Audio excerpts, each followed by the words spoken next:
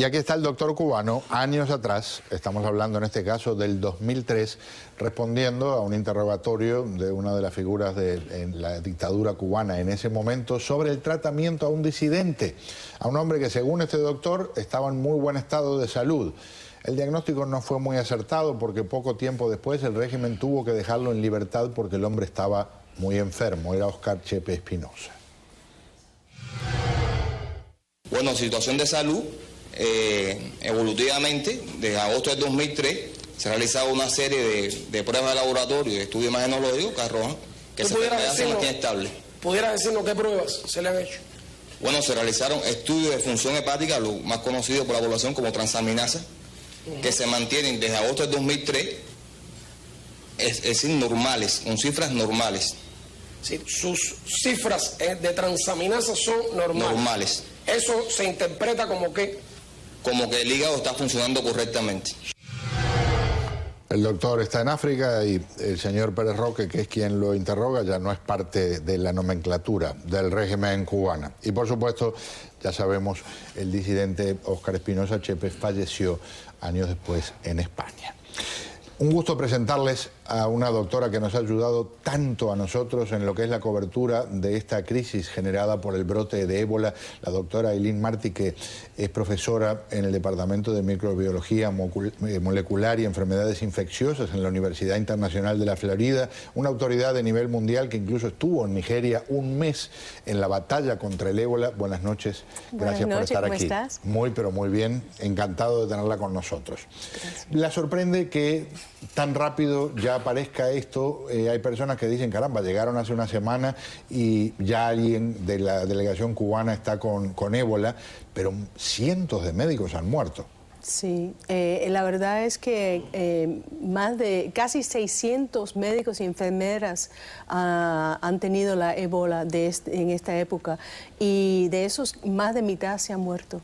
O sea que ya hay más de 300 muertos. Oh, sí, mucho más, sí.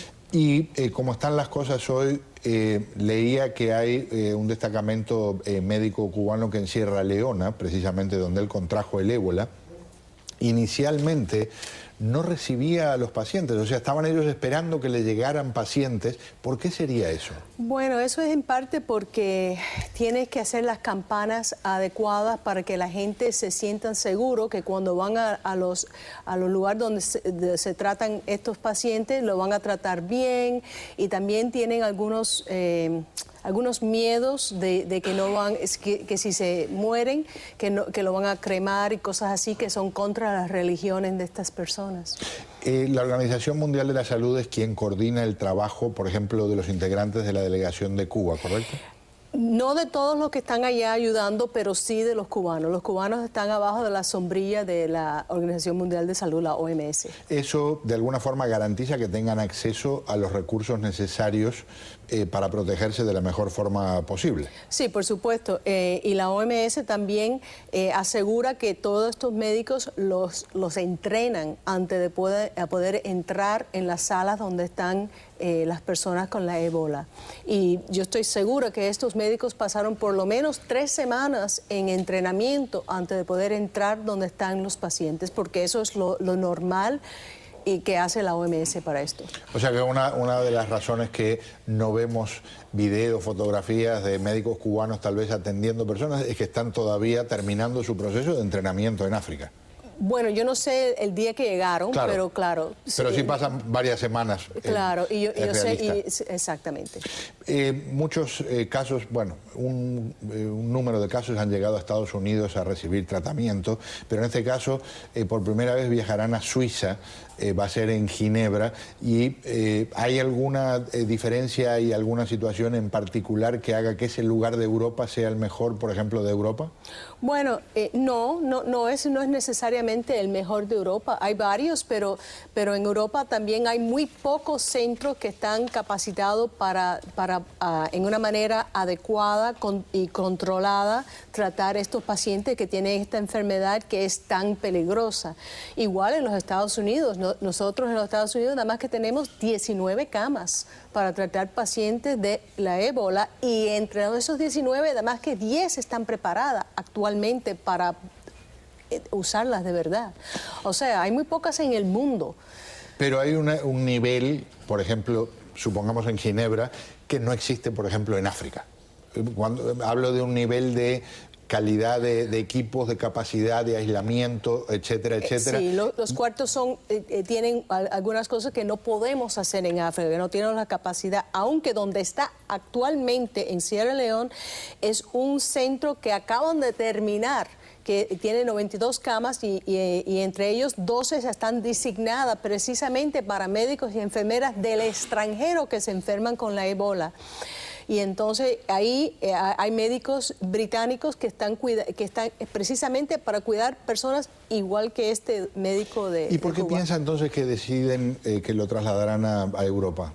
Porque de todas maneras hay cosas que el estilo en cual construimos los centros en África no llegan al nivel que tenemos en Europa y en los Estados Unidos, en los centros donde existe la capacidad y el entrenamiento constante para tratar a estos pacientes. Hay cosas, por ejemplo, el ventilador no se puede utilizar en la mayoría de los centros que tenemos en África, porque es muy peligroso allá.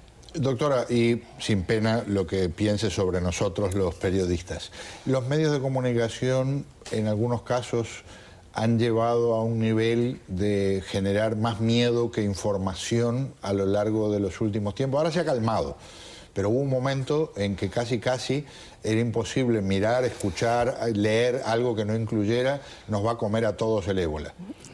Bueno, eso es un fenómeno que se ve mucho, pero de todas maneras, esto sigue siendo una enfermedad muy peligrosa y es una enfermedad bastante contagiosa, pero también no se entiende todo la ciencia atrás de esta enfermedad porque hasta este brote ha sido una cosa rara y extraña en el mundo.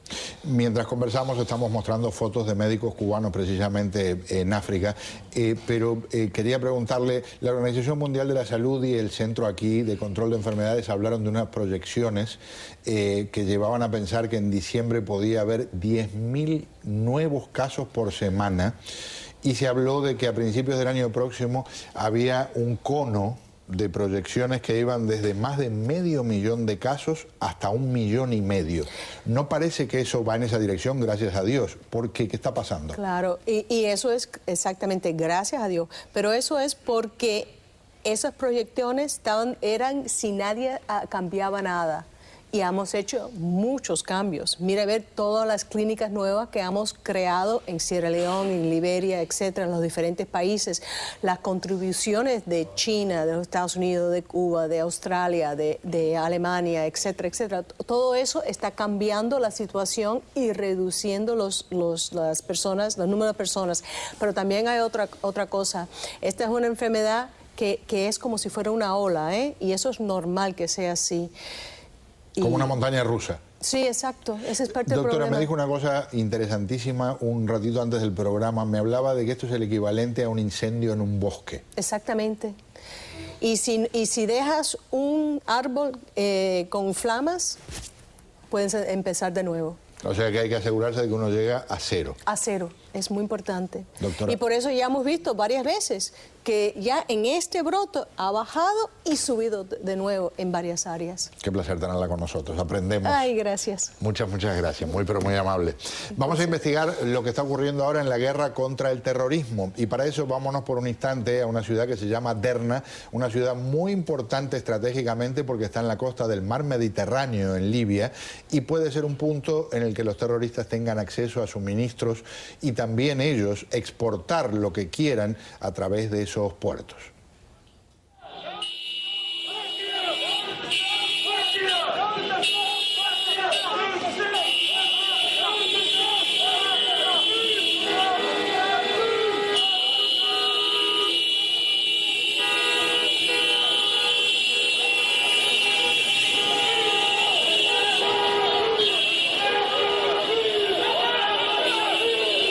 Bueno, eso era Derna y ese es un lugar que puede ser clave, mientras las Naciones Unidas están pidiéndole al pueblo musulmán en el mundo que haga cosas para mostrar que la mayoría puede de alguna forma aislar a la minoría que dice representar al Islam.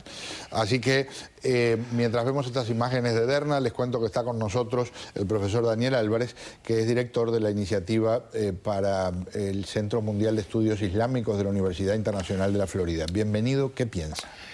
Bueno, es una batalla militar de un lado, pero también quizás la batalla más grande es la ideológica. El miedo que todos ellos tienen, y este llamado a las Naciones Unidas es un aviso, que hay peligro aquí, que los jóvenes islamistas que están viendo estos videos de propaganda de ISIS se radicalicen.